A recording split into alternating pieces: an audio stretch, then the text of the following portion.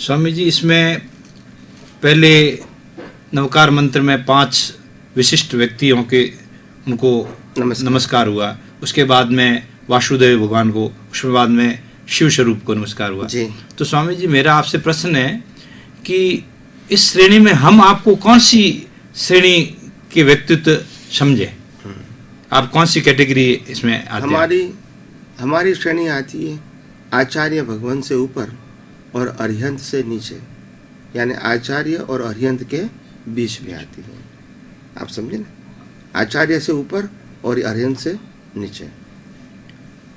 अच्छा स्वामी जी, एक बात और है कि अरिहंत और सिद्ध आपने जो बताया, तो ज्ञान की दृष्टि से या किस दृष्टि से अरिहंत को ऊपर रखा गया है और सिद्ध को नीचे रखा गया है, जबकि इन्होंने 8 कर्म की समाप्ति कर दी है, इनके अभी कर्म 4 ही काटे हैं इन्होंने, तो ये पहले अरिहंत परमात्मा को फर्स्ट श्रेणी में कैसे रखा है? अरिहंत नमो अरिहंतानम नमस्कार मंत्र के अंदर पहला मंत्र है नमो अरिहंतानम। अरिहंत भगवंत को मैं नमस्कार करता हूँ जो प्रत्यक्ष है, जीवित है। तो आम लोगों को आगे बढ़ने के लिए मार्गदर्शक के रूप में अरिहंत ही आ सकते हैं, सिद्ध नहीं आ सकते हैं। उनको पास तो शरीर भी नहीं है, तो इसीलिए लोगों के लिए उपकारी अरिहंत है, और सिद्ध जो है वो तो हमारा अंतिम स्थान है जहाँ हमको जाना है। इसीलिए अरिहंत को पहले नमस्कार क्यों करते हैं? अरिहंत आज समाज में केवल ज्ञान सहित हजारों लाखों लोगों को वो उपकारी है, इसीलिए उसको नमस्कार पहले करते हैं। और सिद्ध हमारा गोल है जहाँ हमको अंतिम जाना है।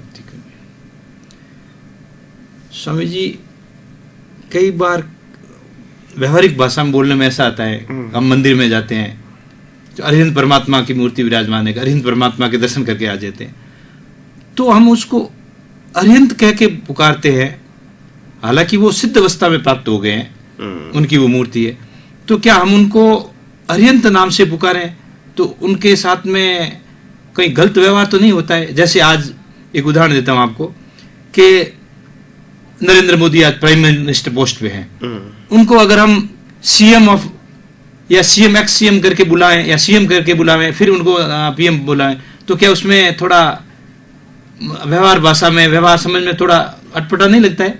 हाँ, तो सही बात है, मगर क्या है, शास्त्रों के अनुसार 3 प्रकार के अरिहंत की कैटेगरी बताई है। जैसे वर्तमान तीर्थंकर है, भूतकाल के तीर्थंकर है और भविष्य काल के तीर्थंकर है। ये 3 कैटेगरी बताई है, वर्तमान, अतीत और अनागत। अतीत का मतलब होता है पहले हो गया है, वर्तमान का मतलब अभी है, और अनागत का मतलब होता है अभी होने वाला है। ऐसे 3 प्रकार की 24 होती है, और 3 प्रकार की 24 का एक नाम है 72 जिनालय, जिनके 72 मंदिर होते हैं, और 72 के 72 तीर्थंकर का नाम अलग अलग होता है। तो इसीलिए जैन परिभाषा में और शास्त्रों के मुताबिक जो तीर्थंकर इस काल में हो गए, यानी अभी जो चौथा आरा खत्म हुआ उसमें जो हो गए, वो उसको वर्तमान बोलते हैं। क्या बोलते हैं? वर्तमान। हालांकि वो मोक्ष में चले गए हैं, मगर इस काल में, जैसे ये काल चक्र होता है, तो काल चक्र का 2 भाग है। एक भाग है काल चक्र ऊपर से नीचे जाता है, और दूसरा काल चक्र है हाफ काल चक्र है, नीचे से ऊपर जाता है। तो जब ऊपर से नीचे जाएगा तब सतयुग आएगा, उसमें 24 तीर्थंकर बनेंगे, टोटल 63 साल का पुरुष बनेंगे।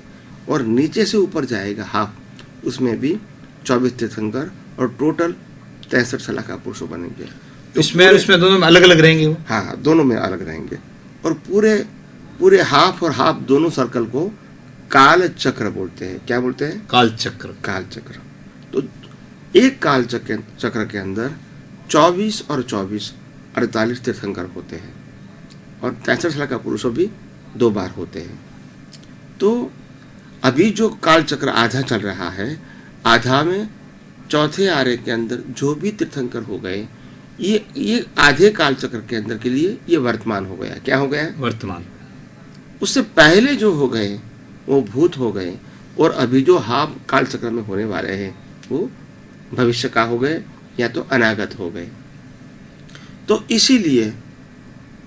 इसीलिए जो तीर्थंकर आज हम महावीर शब्द से लेकर महावीर को बोलते हैं, उसको वर्तमान नहीं लिखते हैं, मगर अरिहंत शब्द का प्रयोग करते हैं। वर्तमान तीर्थंकर तो सिर्फ जो 20 तीर्थंकर है, सिमंदर स्वामी से लेके जो महाविद्या क्षेत्र में आज भी विद्यमान है, इसको वर्तमान शब्द लागू होता है।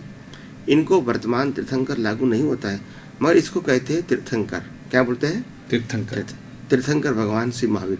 वर्तमान तीर्थंकर ऐसा शब्द नहीं लिखते वो। नहीं, मेरा कहने का मतलब स्वामी जी इधर ये है कि क्या जो अभी महावीर स्वामी जो तीर्थंकर और सिद्ध हो गए, उनको अरिहंत के नाम से पुकार सकते हैं क्या? ये मैंने कहा ना कि समाज के अंदर या तो शास्त्रों के मुताबिक एक मान्यता है कि हम इसको तीर्थंकर ही बोलेंगे अभी, क्योंकि ये हमारे काल चक्र के अंदर पैदा हुए हैं, इसीलिए उसको तीर्थंकर बोलते हैं। हालांकि वो सिद्ध हो चुके हैं, अभी उनका पोस्ट अरिहंत नहीं है, वो सिद्ध हो चुके हैं, और सिद्ध क्षेत्र में उनके आत्मा जो है वो वहाँ पहुँच गया है, सिद्ध हो गया है। फिर भी मैंने कहा ना, ये लौकिक दृष्टि से, क्योंकि ये एक ही काल चक्र के ये तीर्थंकर है, तो इसको वर्तमान बोला जाता है। वास्तव में ऐसा नहीं होना चाहिए। तो कई लोग कहते हैं कि अरिहंत शब्द आज किसको लागू होता है? वर्तमान तीर्थंकर को। तो वर्तमान तीर्थंकर कौन है? सिमंदर स्वामी से लेके 20 विहारमान तीर्थंकर है, उसी को लागू होता है। मगर मैंने कहा ना कि शास्त्रों के अंदर जो लिखा है, ये लिखा है कि भी अभी का काल चक्र के अंदर जो तीर्थंकर हो गए, इसको हम वर्तमान बोलेंगे। तो इसीलिए थोड़ा ये अंतर है समझने में। वास्तव में तो वर्तमान तीर्थंकर है या तो अरिहंत, इसको ही कहा जाता है जो आज विद्यमान है। तो सिमंदर स्वामी से लेके 20 तीर्थंकर को हम अरिहंत बोल सकते हैं। स्वामी जी, आज हम सिद्ध की भी भजना करते हैं, अरिहंत परमात्मा की भजना करते हैं, तो हम लोग आज व्यवहार जगत में हैं, तो हमको मोक्ष मार्ग में जाने के लिए ज़्यादा हेल्पफुल सिद्ध होते हैं या अरिहंत होते हैं? उसके बारे में आप कुछ बताएंगे हमारे को। मोक्ष में जाने के लिए अरिहंत ही उपकारी होते हैं, सिद्ध नहीं होते हैं, क्योंकि सिद्ध के साथ तो शरीर भी नहीं है और नहीं कोई किसी को वो हेल्प कर सकते हैं डायरेक्टली। तो अरिहंत ऐसे हैं जो आज सदेह विद्यमान हैं, और उनके माध्यम से लाखों लोगों का केवल ज्ञान होता है, लाखों लोग मुक्ति के मार्ग में आगे बढ़ते हैं, और लाखों लोगों के जीवन का परिवर्तन होता है। इसीलिए अरिहंत जो वर्तमान होते हैं वो ही ज़्यादा उपकारी है आम जनता के लिए, और इसीलिए नमस्कार में भी इसको पहला रखा गया है। जो सिद्ध होता है वो आज विद्यमान नहीं है और वो कुछ कर भी नहीं सकते हैं। हाँ, सिद्ध भगवंत को नमस्कार करने से जो वितराग शासन देवी देवता है वो हमको सहाय जरूर कर सकते हैं, मगर सिद्ध भगवान खुद सहाय नहीं कर सकते। तो सिद्ध परमात्मा की भक्ति करने से क्या मिलता है और अरिहंत परमात्मा की भक्ति करने से क्या मिलेगा? सिद्ध परमात्मा की भक्ति करने से हमारा लक्ष्य वो सिद्ध में रहेगा कि आखिर हमको एक दिन वहाँ जाना है, वही स्टेटस हमारा है, और वही स्टेटस लेके हमको वहाँ जाना है, सभी प्रकार के कर्मों को खत्म करके, यानी 8 प्रकार को कर्मों को खत्म करके हमको एक दिन वहाँ जाना है। ये हमारा लक्ष्य है।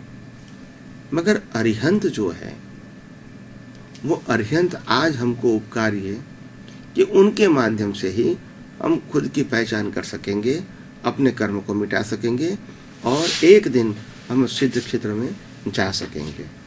तो इसीलिए वर्तमान में अरिहंत उपकारी है।